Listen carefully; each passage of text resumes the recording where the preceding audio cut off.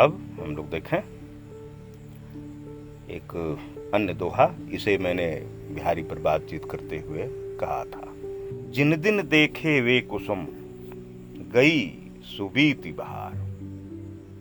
जिन दिन देखे वे कुसुम गई सुबीती बहार। अब अली रही गुलाब में अपत कटीली डार। जिन दिन देखे वे कुसुम गई सुबीती बहार। वे दिन चले गए जिन दिन देखे वे कुसुम। उन जो फूलों को देखा था आपने, जिन दिनों, जिस समय गई सुबीती बहार, वह बहार के दिन बीत गए जब गुलाब की डालियों पर फूल ही फूल लदे थे, फूल ही फूल खिल उठे, खिले थे। बसंत का समय था और फूलों की सुगंध पूरे परिवेश में, वातावरण में गमकती रहती थी। बड़े अच्छे दिन थे, सुखद, सुवासित, सुंदर, रमणीय दिन थे। उन दिनों की शोभा ही कुछ और थी। यही कहना चाहता है कवि। जिन दिन देखे वे कुसुम गई सुबीती बहार। अब अली रही गुलाब में। अली, अली कहते हैं भौरे को। हे भौरे, अब रही गुलाब की अपत कटीली डार। अपत माने बिना पत्ते वाली। पत्ते भी झड़ गए, फूल तो नहीं ही है, पतझड़ का समय है। एकदम जैसे सब उजड़ा सा लगता है। गुलाब में बस कांटे हैं। अगर छुओगे, पास आओगे तो गड़ जाने का अंदेशा है। दुख के समय है, पास आओगे तो दुख ही मिलेगा, सुख नहीं मिलेगा। बात तो गुलाब की कही जा रही है, लेकिन असल में कवि जो है वह किसी ऐसे व्यक्ति की बात कर रहा है जिसके सुख के दिन खत्म हो गए हैं। वह जमाना जब वह सुख और समृद्धि से खेल रहा था, लोग भीड़ लगाए रहते थे। हो सकता है अब कोई ना आता हो। कष्ट के दिनों में, अभाव के दिनों में, परेशानियों के दिनों में लोग आना छोड़ देते हैं धीरे धीरे। इसीलिए कवि कहता है कि अब तो वे दिन गए, अब तो कांटे ही कांटे हैं, दुख ही दुख हैं। कोई क्यों आवे, मेरे दुख से वह दुखी ही होगा। सुख सौभाग्य के दिन तो चले गए। यह जो दोहा है, इसमें भी एक अलंकार है, उसे हम लोग पढ़ लें। इसको अन्योक्ति भी कहते हैं। अन्योक्ति, अन्य के लिए उक्ति। कह रहे हैं गुलाब के लिए, उपमा में प्रस्तुत, अप्रस्तुत, है ना, धर्मवाचक। धर्म जो है, गुण जो है, वह सादृश्य का जो धर्म होता है, गुण होता है सो, और साधर्मवाचक, वाचक शब्द होते हैं।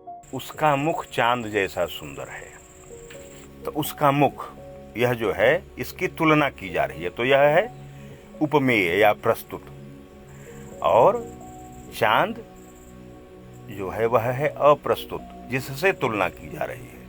अप्रस्तुत, या इसको हम उपमान भी कहते हैं, जिससे उपमा दी जाती है। उपमान या अप्रस्तुत या अप्रकृत, और जिसकी तुलना दी जाती है, उसके मुख की तुलना की जा रही है, तो वह है उपमेय, प्रस्तुत या प्रकृत। यह है। और सुंदर जो है वह गुण है, धर्म है, जिसके चलते यह तुलना की जा रही है ना। उपमा अलंकार को समझो, ये काम आएगा इसमें समझने में। और जैसा सुंदर है, जैसा जो है वह वाचक शब्द है, धर्मवाचक, सादृश्य वाचक कह लो, साधर्मवाचक कह लो। इसी से पता चल रहा है। ये उपमा में रहेंगे चारों। जब पूर्ण उपमा रहेगी। उपमा को हम लोग अलग से पढ़ेंगे, उसके भी कई भेद हैं। फिलहाल इतना, यह पूर्ण उपमा का उदाहरण है। हम प्रस्तुत और अप्रस्तुत को समझाने के लिए मैं कह रहा हूँ, क्योंकि इसमें जो अलंकार है बिहारी लाल की इस दोहे में, जिन दिन देखे वे कुसुम गई सुबीती बहार, अब अली रही गुलाब की अपत कटीली डार। यहाँ प्रस्तुत कौन है और अप्रस्तुत कौन है? अप्रस्तुत है यहाँ जो उपमा दी जा रही है जिससे, वही अप्रस्तुत है ना। और जिसकी उपमा दी जाती है वह होता है प्रस्तुत या उपमेय। तो यहाँ जो है अप्रस्तुत की ही चर्चा है, यहाँ उस व्यक्ति की चर्चा नहीं है। यह तो देख रहे हो, उस व्यक्ति की जिसके बारे में बिहारी बात करना चाहते, उसके बारे में उसकी चर्चा तक नहीं है। बस केवल गुलाब के फूल से लदे दिनों की बात है, और अब जब फूल और पत्ते सब खत्म हो गए, केवल कांटे बच रहे हैं। तो उस अतीत के धनी व्यक्ति, सुख सौभाग्य से संपन्न व्यक्ति की चर्चा नहीं है यहाँ, जबकि प्रस्तुत वही है, कहना वही चाहते हैं। इसीलिए अन्योक्ति कहा, अन्य के लिए उक्ति।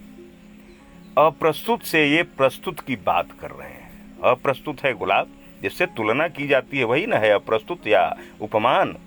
इसीलिए इस अलंकार को हम कहते हैं अप्रस्तुत प्रशंसा।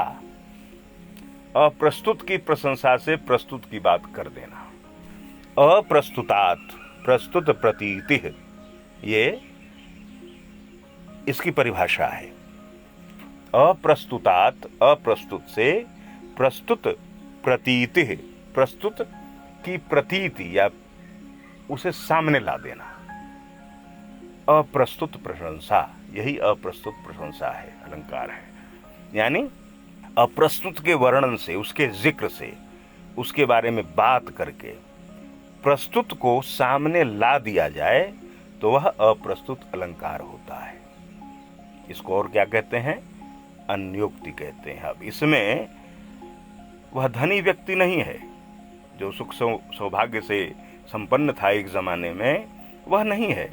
यहाँ केवल गुलाब है, और गुलाब की चर्चा करके उसके दोनों तरह के अच्छे और बुरे दिनों की चर्चा करके बिहारी लाल उस धनी व्यक्ति के अच्छे और बुरे दिनों को सामने ला देते हैं। यह है अप्रस्तुत प्रशंसा। अप्रस्तुतात् प्रस्तुत प्रतीतिः, इसको याद करो। संस्कृत के जो परिभाषाएं होती हैं उन्हें याद कर लोगे तो बात स्पष्ट हो जाती है, खुल जाती है, बाद में भी आसानी। संस्कृत को याद करना वैसे बड़ा आसान है।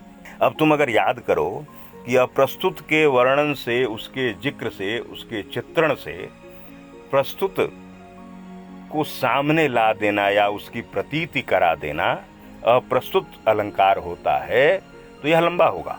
वही याद कर लो कि अप्रस्तुतात् प्रस्तुत प्रतीतिः, अप्रस्तुत प्रशंसा, यह सूत्र हो गया। इसको याद करो।